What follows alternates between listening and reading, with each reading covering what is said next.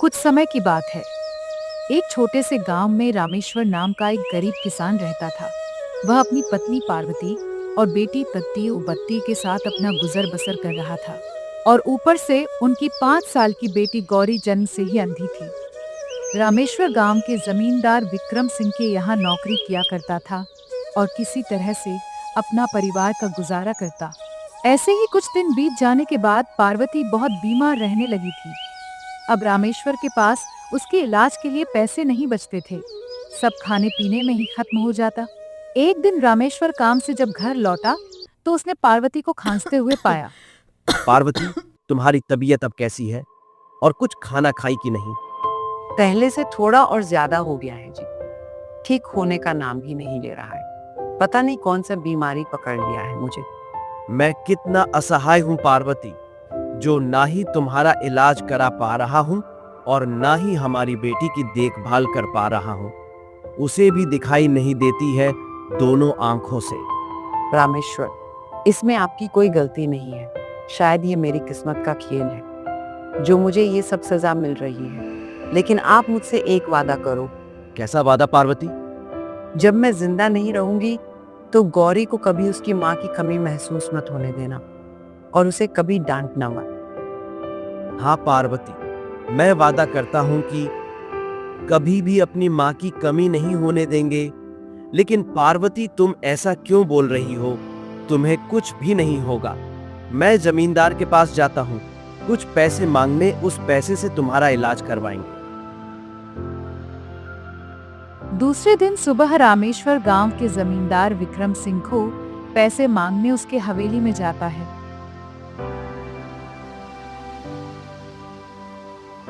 जमींदार साहब, मुझे एक मदद चाहिए। मदद? तुम जैसे गरीब लोग मेरी दया पर पलते हो।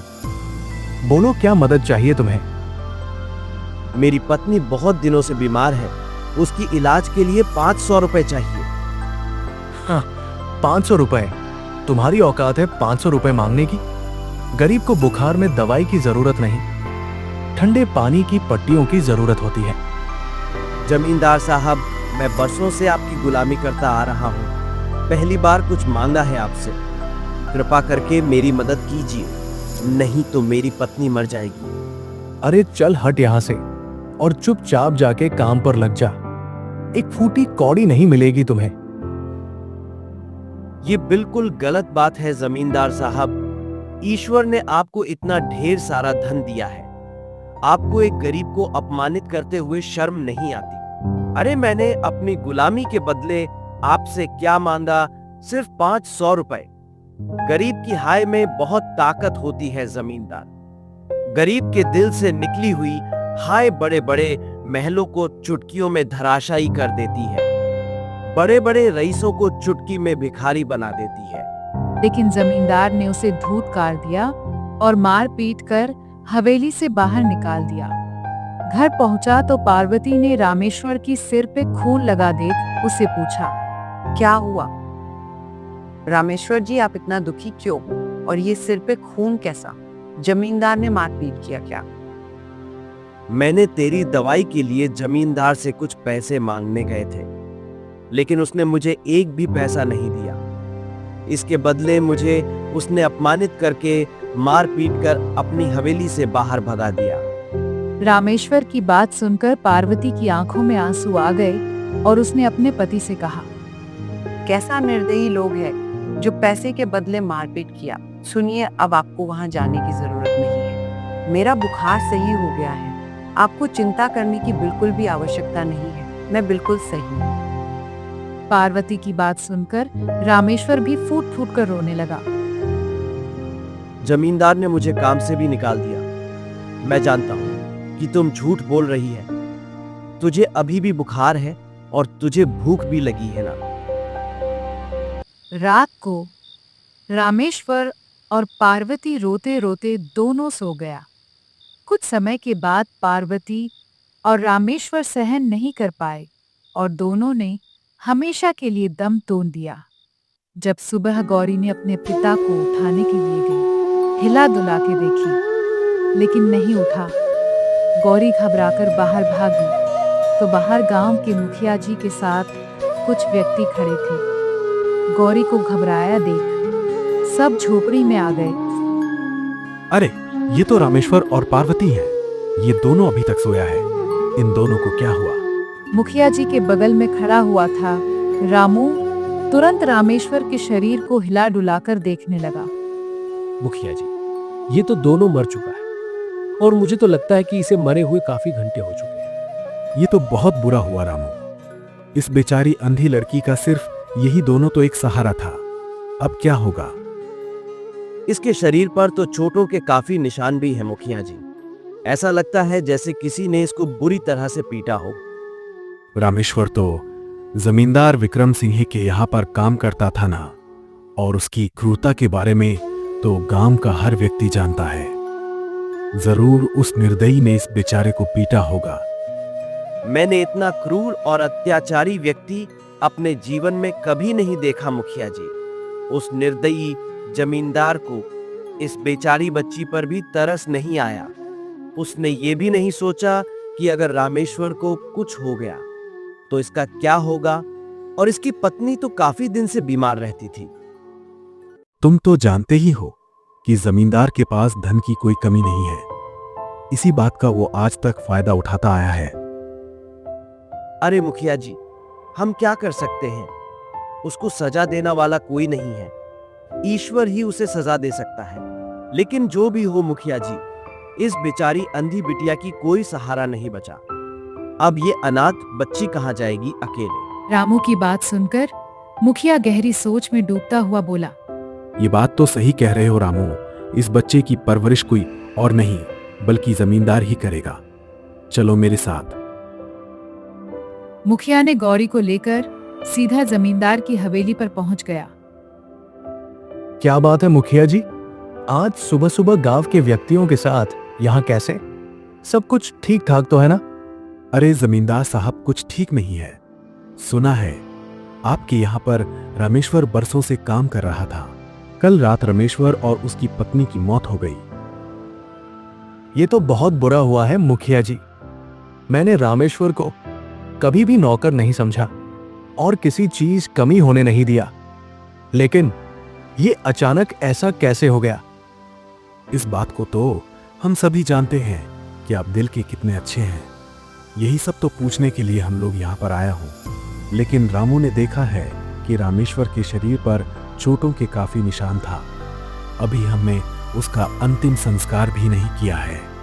सोच रहे हैं कि हम रामेश्वर की लाश को पुलिस को सौंप दें, ताकि पोस्टमार्टम से खुलासा हो जाएगा कि आखिर उसकी मौत किस वजह से हुई है। मुखिया की बात सुनकर जमींदार बहुत घबरा गया, क्योंकि वह जानता था कि उसने रामेश्वर को कितनी बुरी तरह से पीटा था। अरे नहीं नहीं मुखिया जी, पुलिस के पास जाकर क्या करेंगे आप? रामेश्वर का अंतिम संस्कार करने के लिए हम लोग हैं ना। हम लोग किस दिन काम आएंगे? वैसे रामेश्वर मेरे यहाँ बहुत दिन गुलामी करता आया है, इतना तो हक बनता है मुझे। और जहां तक सवाल रही उसकी बिटिया गौरी की, तो आज से उसकी परवरिश मैं करूंगा। उसे कभी भी उसके माता पिता की कमी महसूस नहीं होने दूंगा। जमींदार साहब, मुझे आपसे यही उम्मीद थी। और सुनिए जमींदार साहब, हम हर महीने गौरी बिटिया का हाल चाल लेने आते रहेंगे। उन्हें कभी भी कोई चीज की कमी नहीं होनी चाहिए। इतना कहकर मुखिया गौरी को छोड़कर वहां से चला गया। अब गौरी अच्छी तरह से जानती थी कि जमींदार झूठ बोल रहा था।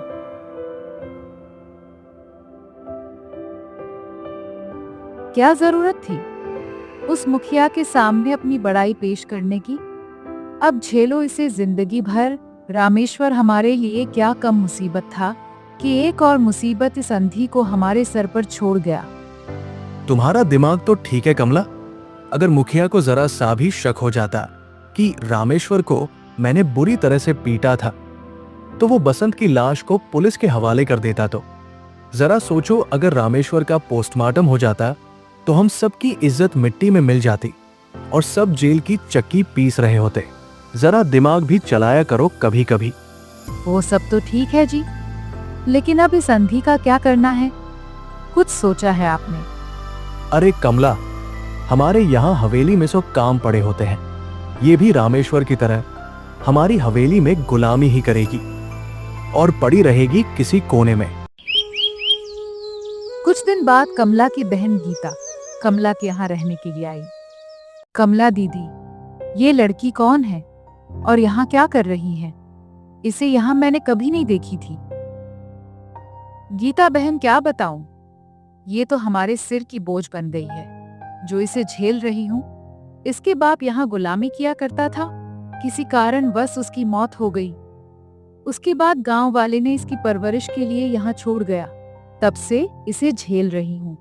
जरा सोचो कमला दीदी, कुछ सालों बाद ये अंधी जवान हो जाएगी, कहीं तुम्हें इसके हाथ भी पीले ना करने पड़ जाए। और वैसे गांव वाले भी तुम्हारे माथे पर चढ़ हुए हैं। मैं भी काफी समय से यही बात सोच रही थी, लेकिन चिंता मत करो दीदी, मैंने इसका भी उपाय निकाल लिया है। ऐसा उपाय कि सांप भी मर जाए और लाठी भी ना टूटे। एक दिन गीता और कमला ने एक अंधेरी कमरे में गौरी को बंद कर दिया। अब गौरी उस कमरे में 2 दिन तक भूखी और प्यासी बैठी रही। अचानक रात के समय गौरी की आंख खुल गई। उस कमरे के अंदर रोशनी की किरणें फूट रही थीं। उन किरणों से एक रहस्यमयी स्त्री बाहर आ गई। घबराओ मत मेरी बच्ची, मैं सब जानती हूँ। इन अत्याचारियों ने तुझ पर और तेरे पिता पर कैसे कैसे अत्याचार किए हैं। तेरे पिता को जमींदार ने कितनी बुरी तरह से पिट पीट कर मार डाला था। अचानक गौरी को अपने अंदर अजीब सा बदलाव महसूस हुआ। गौरी, अब तुम अंधी नहीं रही, अब तुम देख सकती हो। ये कैसे हो सकता है? मैं तो जन्मजात से अंधी हूँ। और आप कौन हैं? कुछ समय बाद तुम्हें सब पता चल जाएगा। मुझे ये भी पता है कि इन निर्दयी लोगों ने तुम्हें 2 दिन से भूखा रखा है। हाँ, इन लोगों ने 2 दिन से कुछ भी खाने को नहीं दिया। ये बहुत बुरे लोग हैं। उस स्त्री ने जादू से चमकी के सारे मनपसंद व्यंजन गौरी के सामने रख दिए। गौरी ने पेट भरकर खाना खाया।